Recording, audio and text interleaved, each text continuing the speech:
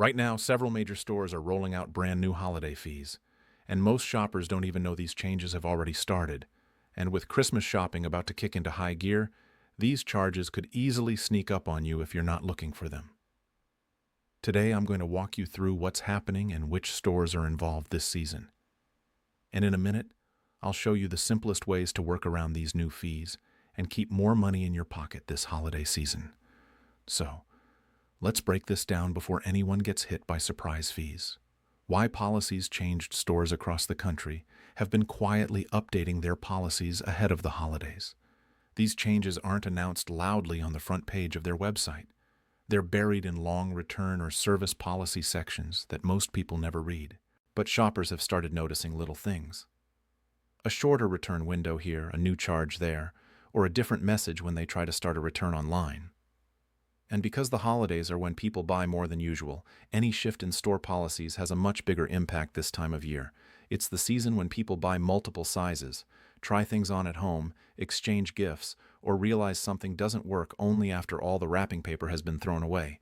This is exactly why even a small change in store policy can snowball into bigger holiday costs. What these fees are. Now that we know stores are tightening their policies, it's important to understand what these new holiday fees actually mean. These fees show up when you try to return something, especially if you're planning to mail it back. Charges that simply weren't there a few years ago. And here's the part most people don't realize. Online return rates have exploded. Roughly 1 out of every 5 items bought online gets sent back, and some analysts say it's closer to 30%. So during the holidays, when people order more and take more chances on sizing, colors, and gifts, the odds of running into these fees go way up. This is where shoppers get caught off guard. You order something, it arrives, it doesn't fit, doesn't look like it did online, and the moment you start the return process, the store adds a charge to cover shipping and processing. These fees aren't optional, they aren't negotiable, and they can add up fast during a season when people shop more than any other time of year. Stores charging now. A number of big-name stores have already rolled out these new holiday season fees, and shoppers are starting to feel it right now. Abercrombie is charging $7 for mail returns. American Eagle is charging $5. JCPenney is charging $8 if you use their return label. Nordstrom Rack is at $9.95. And even Macy's, a place many families rely on during Christmas shopping, now charges $9.99 for mailed returns. These changes catch people by surprise because they weren't part of the shopping experience a few years ago. And during Christmas shopping, when returns are more common than any other time of the year, these charges can take a noticeable bite out of your holiday budget. For someone buying multiple gifts, multiple sizes, or shopping online for convenience, these small fees can pile up into real money fast. And stay with me because in just a bit, I'll show you the simple moves that keep these fees out of your holiday budget altogether. Real holiday scenarios. Let me give you a few real-world examples, because this is where you see just how quickly these fees add up. Imagine buying 3 sweaters for a grandchild, small, medium, and large, just to be safe. You keep one and send 2 back. At many stores, that's $14 gone immediately. Or let's say you buy holiday decor online and the color looks different in person. You send it back and suddenly you're hit with a $9 or $10 fee. Even buying a winter coat can cause trouble if it arrives late or it doesn't fit. Returning it by mail could cost you almost $10 on top of everything else. Individually, these don't sound catastrophic, but during Christmas shopping, the small charges stack one after another. For anyone on a fixed income, especially seniors stretching every dollar, these fees matter. Stores doing it differently, but not every retailer is moving in the same direction. While many companies have tightened their policies, 2 major retailers, Amazon and Walmart, are still offering options that can save shoppers money if they use them correctly.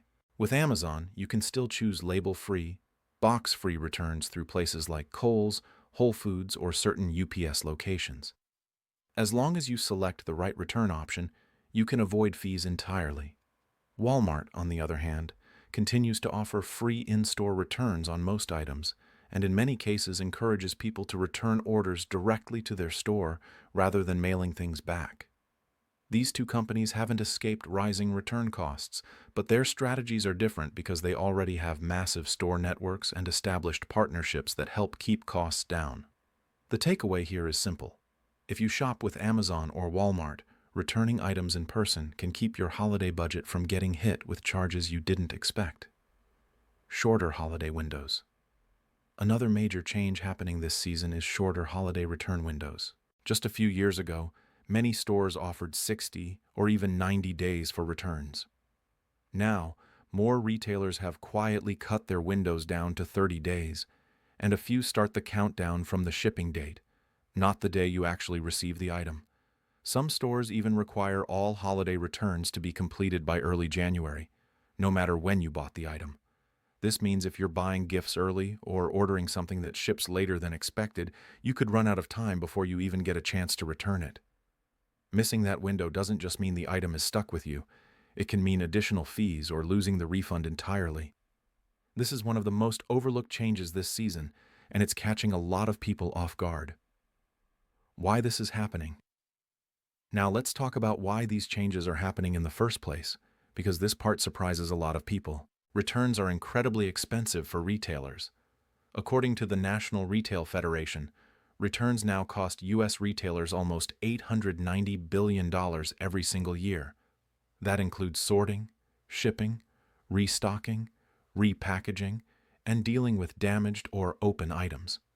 And online returns are the biggest problem because they take longer, cost more to process, and often arrive in a condition the store can't sell at full price.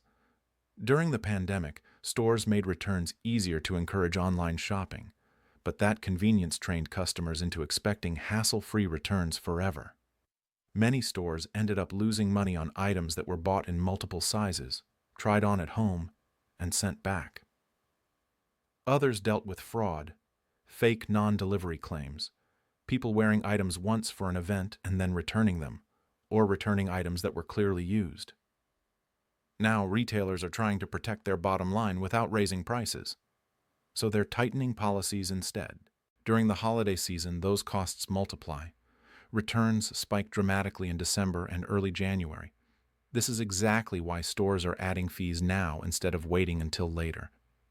It's the biggest return wave of the year, and companies don't want to absorb the full cost of processing it anymore. How to avoid fees?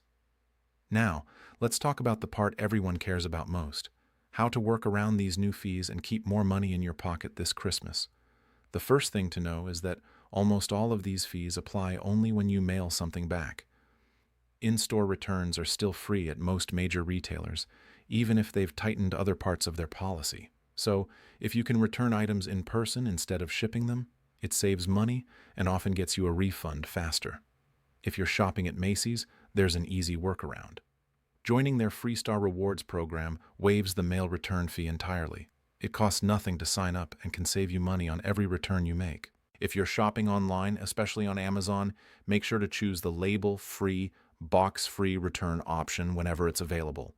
Dropping items off at Kohl's, Whole Foods, or UPS can help you avoid charges completely. And one more tip: check the return window before buying. A number of retailers have shortened their holiday return periods this year, and missing the deadline could cost you even more. Sometimes the difference between hitting the window and missing it is just checking the date on your receipt. So, with all these new holiday fees popping up, let me ask you this. Do you think these charges are fair, or should stores be covering the cost of returns themselves?